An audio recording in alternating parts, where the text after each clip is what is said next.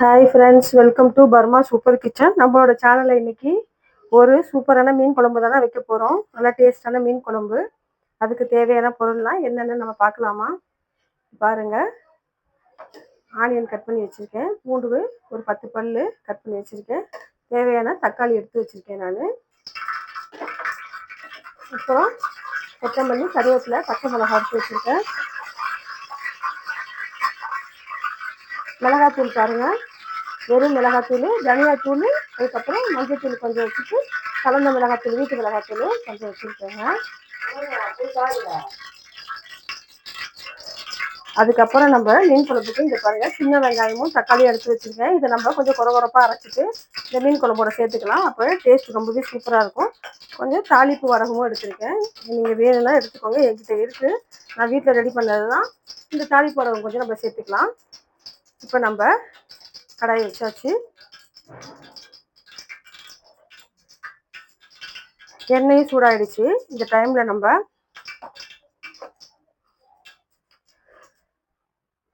வெந்தயம் ஒரு 2 ஸ்பூன் சேர்த்துக்கலாங்க. சீரகம் கொஞ்சம் சேர்த்துக்கலாம். நான் கொஞ்சம் கடுகு சேர்த்துக்கிறேன். மீன் குழம்புக்கு நான் இந்த மாதிரி சேர்த்து தான் செய்வேன். கடுகு, வெந்தயம், சீரகம் சேர்த்து நல்லாவே பொரியட்டுங்க. வாசனை வந்தால் தான் நல்லாயிருக்கும் மீன் குழம்புக்கு. இங்கே பாருங்கள், நான் இந்த மீனை நல்லா கழுவி மஞ்சத்தூள் போட்டு நல்லா கழுவி வச்சுருக்கேன். இன்றைக்கி நம்ம வாவல் மீன் தான் எடுத்திருக்கேங்க. இப்போ நமக்கு நல்லா வெந்தயம்லாம் பொரிஞ்சிருச்சு. இந்த டைமில் கொஞ்சம் பூண்டு சேர்த்துக்கலாம். இந்த டைமில் பூண்டு நல்லா கொஞ்சம் வதங்கட்டுங்க. பூண்டு வதங்கினதுக்கப்புறம் நம்ம இதை கட் பண்ணி வச்சுருக்க வெங்காயம் சேர்த்துக்கலாம். சின்ன வெங்காயம் சேர்த்தாலும் நல்லாயிருக்கும். நான் பெரிய வெங்காயம் சேர்த்துட்டு சின்ன வெங்காயத்தை அரைச்சி சேர்த்துக்க போகிறேன். இந்த வெங்காயம் நல்லா வதங்கட்டுங்க. இந்த டைமில் நம்ம வெங்காயம் வதங்கட்டுங்க. இந்த டைமில் நம்ம இந்த வெங்காயம் தக்காளியை நல்லா குறப்பாக அரைச்சிட்டு வந்துடலாம். அதுக்கப்புறம் நம்ம இந்த மிளகாத்தூளையும் தண்ணி ஊற்றி கொஞ்சம் நல்லா மிக்ஸ் பண்ணி வச்சுக்கலாம். அப்போ தான் நம்மளுக்கு வதங்குறதுக்கு ஈஸியாக இருக்கும். சீக்கிரமாகவும் வதங்கிடுங்க. பச்சை வாசனை போகிறதும் சீக்கிரமாகவே போயிடும். தண்ணி ஊற்றி நம்ம நல்லா மிக்ஸ் பண்ணி வச்சிட்டோம்னாக்கா. இப்போ நமக்கு பாருங்கள், வெங்காயம் எந்த அளவு நல்லா வதங்கிருக்குன்னு. நல்லாவே வதங்கிருச்சுங்க. இந்த டைமில் நம்ம கொஞ்சம் வடகம் சேர்த்துக்கலாம். ஏன்னா நான் இந்த டைம் சேர்க்குறேன்னா, முன்னாடி சேர்த்தா வடகம் ரொம்ப கருகுன மாதிரி ஆகிடும். அதனால தான் நான் கொஞ்சம் லேட்டாகவே சேர்க்குறேன். வடகம் போட்டு செய்யும்போது வாசனை சூப்பராக இருக்கும். வெங்காயம் தக்காளி அரைச்சி வச்சுட்டு நம்ம சேர்த்துக்கலாம். குறப்பாக அரைச்சி வச்சுருக்கேன் நான். இப்படி சேர்த்தா தான் நல்லாயிருக்கும். கொஞ்சம் நல்லா வதங்கட்டும். இந்த டைமில் நம்ம கொஞ்சம் கருவேப்பிலை சேர்த்துக்கலாம். கருவேப்பிலை சேர்த்துட்டு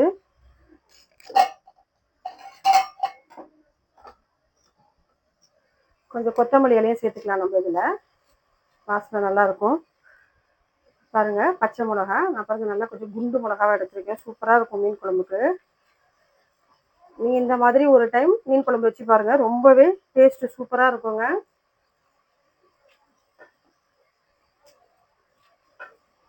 சேர்த்து விட்டாச்சு. இப்போ இதை நம்ம நல்லா கலரி விட்டுடலாம். இந்த பச்சை வாசனை போகட்டும் இந்த வெங்காயம் தக்காளியில். அப்போ தான் நல்லாயிருக்கும் மீன் குழம்பு. இப்படி நம்ம நல்லா வதக்கி மீன் குழம்பு வச்சோன்னா நம்மளுக்கு 3 நாள் 4 நாள் அந்த மீன் குழம்பு இருக்க டேஸ்ட்டு சூப்பராக இருக்கும். இப்போ பாருங்கள், நான் மிளகாத்தூளை மிக்சியில் போட்டு நல்லா தண்ணி ஊற்றி கொஞ்சம் நல்லா மிக்ஸ் பண்ணி வச்சுருக்கேங்க. மிக்ஸ் பண்ணி வச்சுட்டு தான் இதை நான் சேர்த்துருக்கேன். இதை இப்போ சேர்த்தாச்சு. மிளகாத்தூள் தண்ணி ஊற்றிட்டு நம்ம மிக்சியில் ஒரு அரை அரைச்சிட்டு போட்டோன்னா நல்லா மிளகாத்தூள் இந்த தண்ணியில் நல்லா மிக்ஸ் ஆகிடும். நம்மளுக்கு இதில் போட்டால் டேஸ்ட்டு சீக்கிரமாக வதங்கிடும். இந்த டைமில் பாருங்கள், நான் ஒரு 2 தக்காளியை சேர்த்துக்கிறேங்க. இதில் நம்ம ஏற்கனவே ஒரு 2 தக்காளி அரைச்சி சேர்த்துருக்கோம். தக்காளியை நம்ம இப்படி 2 தக்காளி அரைச்சி சேர்த்தாலும் 2 தக்காளி கட் பண்ணி இப்படி சேர்த்துக்கிட்டா டேஸ்ட் ரொம்ப நல்லாயிருக்கும். மீன் குழம்புக்கு வெங்காயம் தக்காளி நிறைய போட்டால் தான் நல்லாயிருக்கும். அவ்வளோதாங்க, நமக்கு இந்த தக்காளியும் சேர்த்தாச்சு. இப்போ இந்த மசாலாவோட நல்லா மிக்ஸ் ஆகட்டும்.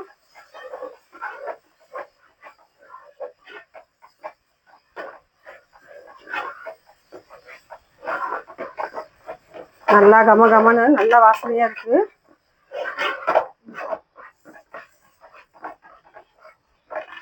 இது கொஞ்சம் நல்லா வதங்கட்டுங்க, பச்சை வாசனை போகட்டும். பாருங்க, நல்லா இந்த மசாலா எல்லாம் இந்த தக்காளியோட வதங்கிக்கிட்டு இருக்கு. இந்த டைமில் நம்ம மிளகாய் அரைச்சோம்ல, மிக்சியை கழுவி இந்த தண்ணி கொஞ்சம் நம்ம சேர்த்துக்கலாம். சேர்த்துக்கிட்டா இந்த தக்காளியும் வேகும், இந்த மசாலாவும் கொஞ்சம் நல்லா வதங்கும். இது ஒரு கொதி வந்ததுக்கப்புறம் நம்ம புளி கரைசல் சேர்த்துக்கலாம். இது கொதிச்சதுக்கப்புறம் தான் நம்ம புளி சேர்க்கணுங்க.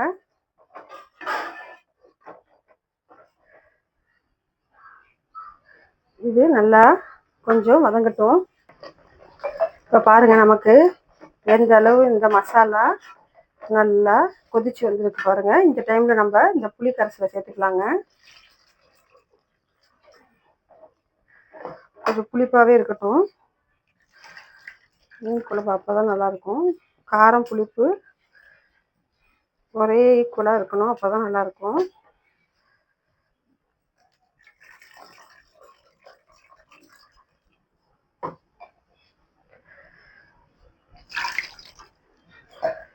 இதை நல்லா நம்ம மிக்ஸ் பண்ணி விட்டுடலாம். இந்த டைமில் நம்ம கொஞ்சம் கல் உப்பு சேர்த்துக்கலாங்க. கல் உப்பு சேர்த்துட்டு இதை நல்லா நம்ம மிக்ஸ் பண்ணி விட்டுடலாம். இப்போ நமக்கு புளிப்பு காரம்லாம் கரெக்டாக இருக்கான்னு பார்ப்போம். கரெக்டாக இருக்குங்க. இப்போ இது நல்லா கொதிச்சு வரட்டும்.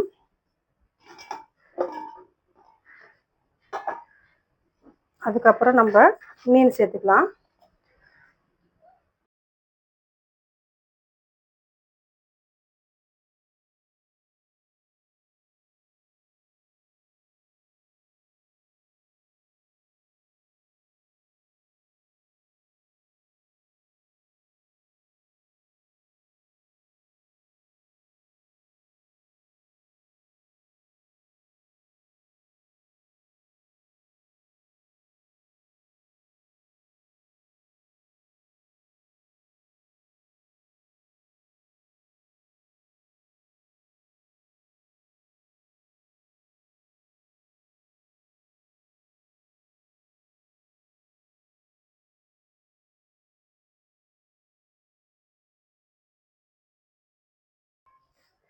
இப்போ பாருங்க, நமக்கு குழம்பு எப்படி கொதிச்சு அந்த எண்ணெய்லாம் பிரிஞ்சு மேலே வந்துருக்கு பாருங்க. இப்போ இந்த டைமில் நம்ம மீன் சேர்த்துக்கலாம். மீனை நல்லா கழுவி மஞ்சத்தூள்லாம் போட்டு வாஷ் பண்ணி வச்சுருக்கேங்க. இந்த டைமில் நம்ம மீனை சேர்த்துக்கலாம். மீன் வந்து பீஸ் ரொம்ப சின்ன பீஸாக போட்டாங்க, அதனால் ஒரு கொதி வந்தோன்னே நம்ம மீனை இறக்கிடணும், இல்லைன்னா உடஞ்சிருங்க. குழம்புக்கெல்லாம் கொஞ்சம் மீன் பெருசாக போட்டால் தான் நல்லாயிருக்கும். ரொம்ப சின்னதாக போட்டாலும் மீன் வந்து உடஞ்சிரும்.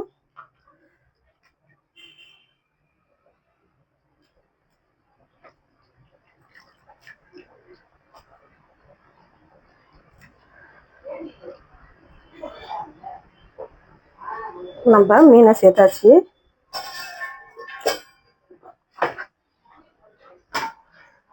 இப்போ நம்ம நல்லா குழம்புல நல்லா மீனை மூழ்கிற மாதிரி பண்ணிடணும். நல்லா குழம்புல மீன் உள்ளே போகணும். இதுக்கப்புறம் நம்ம இந்த குழம்பு கொதிக்கட்டும். ஒரு 5 நிமிஷம் கொதிச்சா போதும், நமக்கு குழம்பு ரெடி ஆயிடும்.